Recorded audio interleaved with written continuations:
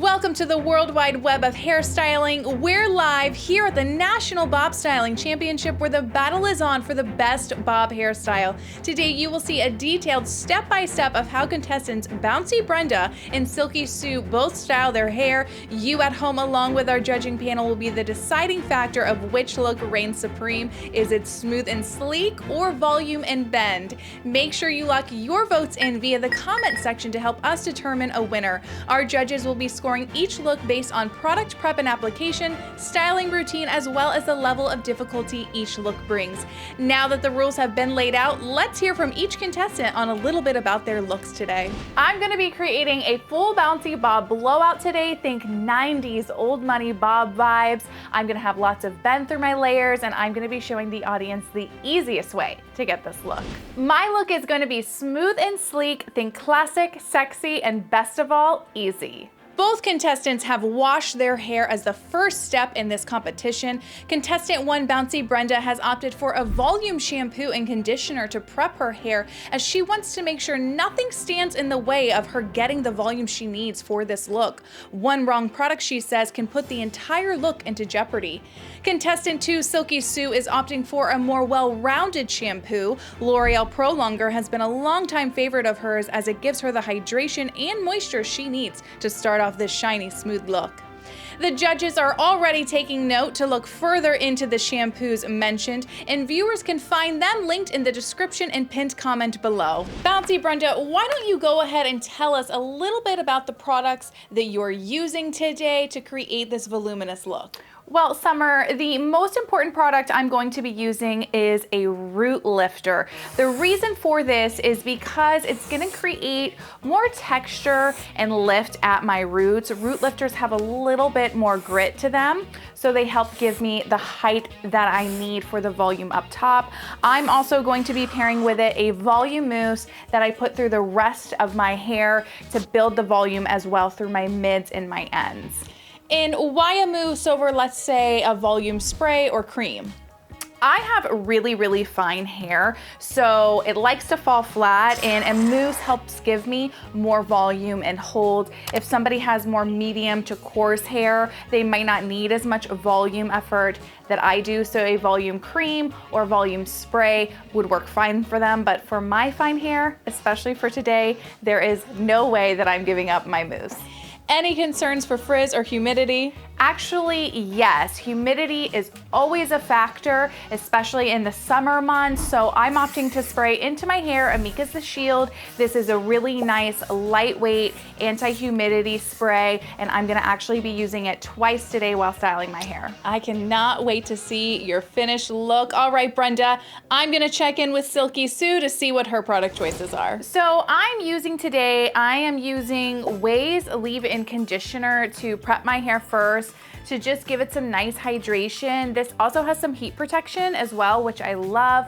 My second product choice is gonna be Pravana's Polish and Reunite. This is a great product to help smooth out the hair, and I think it's really gonna blow you guys away with the shine that it provides too. Well, no one can say no to shine. Now, I've gotta ask you the same as I asked Brenda. Any concerns for frizz or humidity? Well, always, of course. The thing that's really nice though about that Polish and Reunite is that it's gonna actually give me protection against both. So if you are somebody though with more frizz than I do, pairing it with Color Wow's Dream Coat is ideal. If you have more medium hair and if you have coarse hair, Brazilian Blowout's Ionic Bonding Spray is the real deal to pair with the Polish and Reunite. Well, both contestants seem to be quite confident when it comes to their product application. Now we'll see just how confident they are in their styling techniques.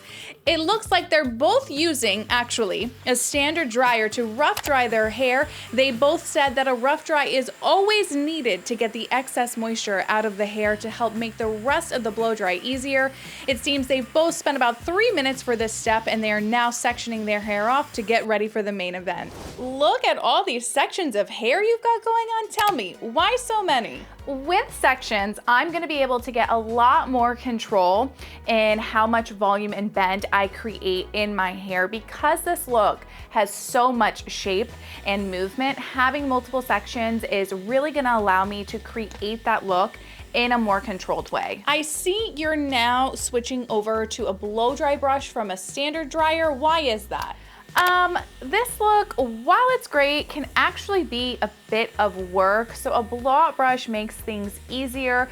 This specific one that I'm gonna be using, the Dyson Airwrap, the round brush attachments are really gonna allow my blow dry to get really those nice bend in all of the layers, which is key for this look. I have always heard good things about the Airwrap. I know that it's pricey, so what would your backup be?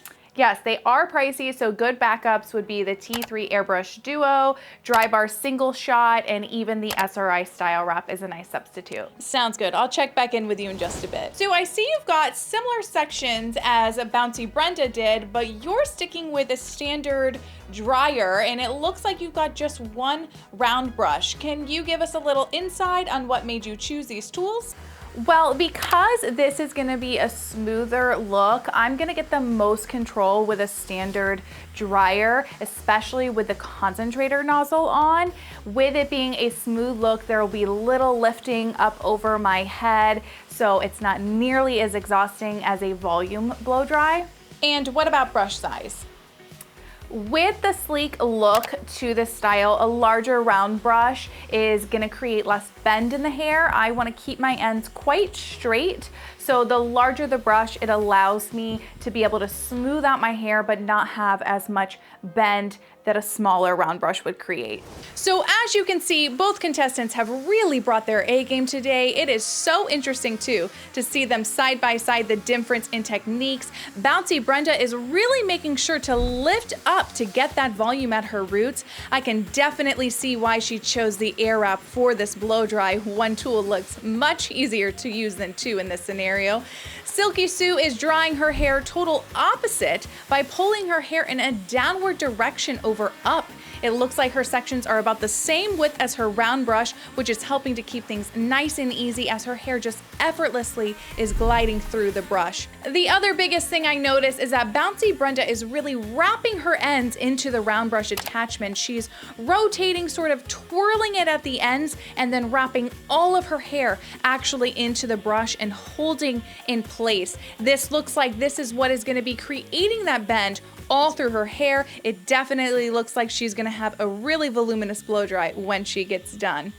Another common theme seems to be that they both are keeping the hair they're not drying clipped up out of the way. It seems the only hair out of the clip sections is their dry hair or the hair that's actually in the dryer. Let's check in with each of them to see why that is. Well, the reason I like to clip my hair back up is because I don't want any damp hair resting on my dry hair below, because I'm working to give my hair all the volume and bend.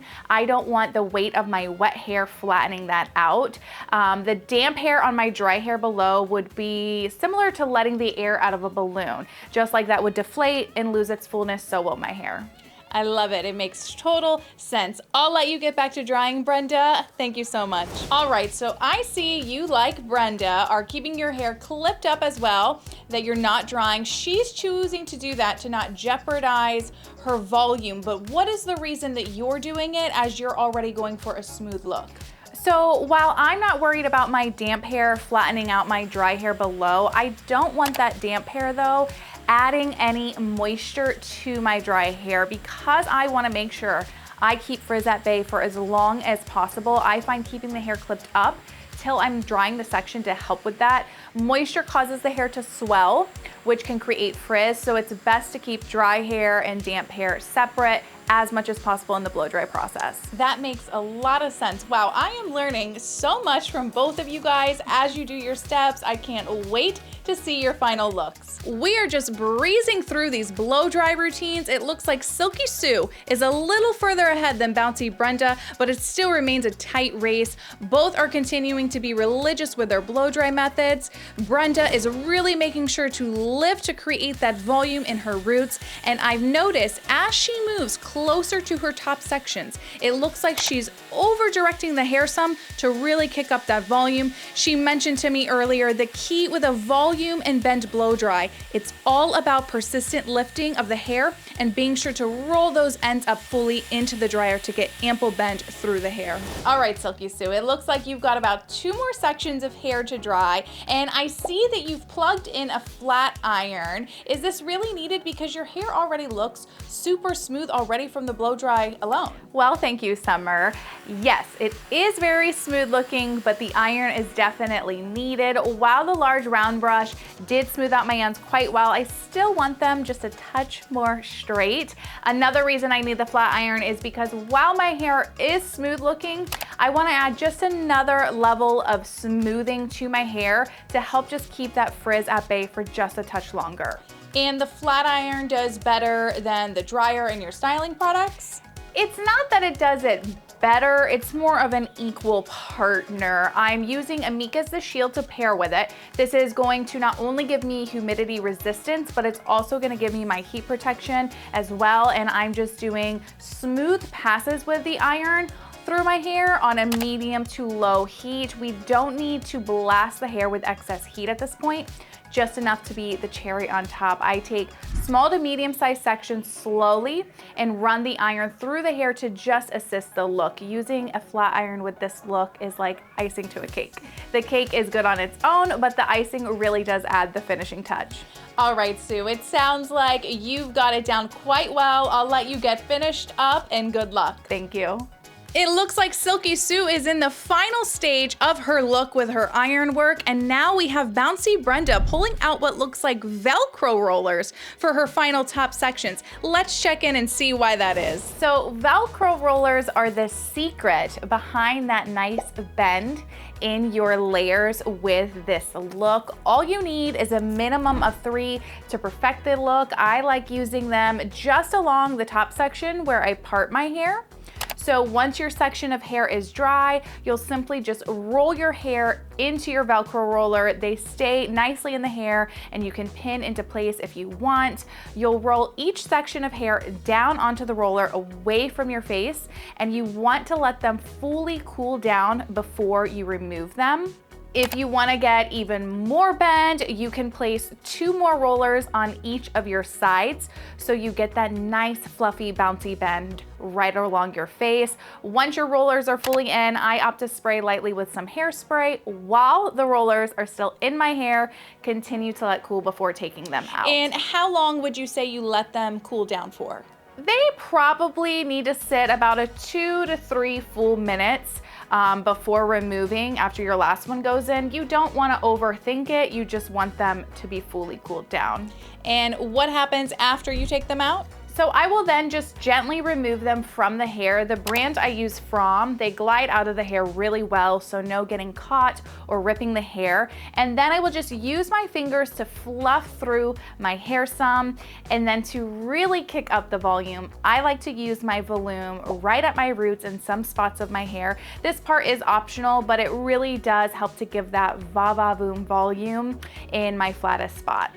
Do describe this volume. The easiest way to describe it is it's like using a crimper, but only used at your roots, and it creates more fluff than a crimper.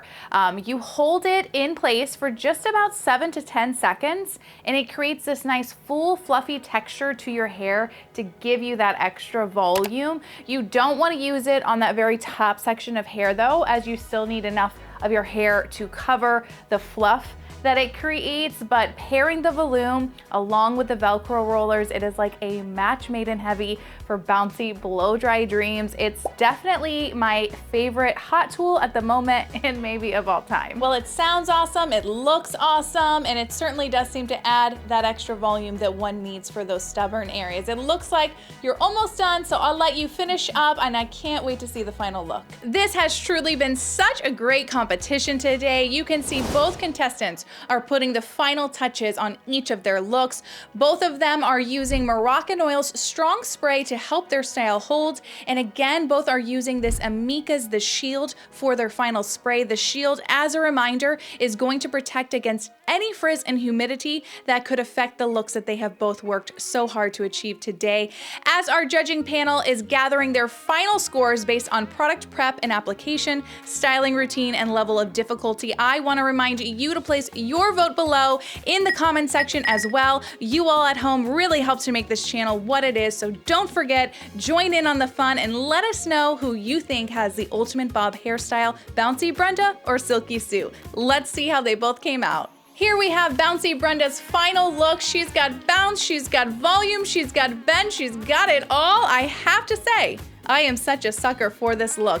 But just wait, we've got Silky Sue with her sultry, smooth, and sleek look coming in hot, really giving Brenda a run for her money. Each look is polar opposite of one another, and it's amazing how this beloved bob haircut can be worn either way. For both looks, products used, their application and blow dry methods really played a huge role in achieving these two hairstyles.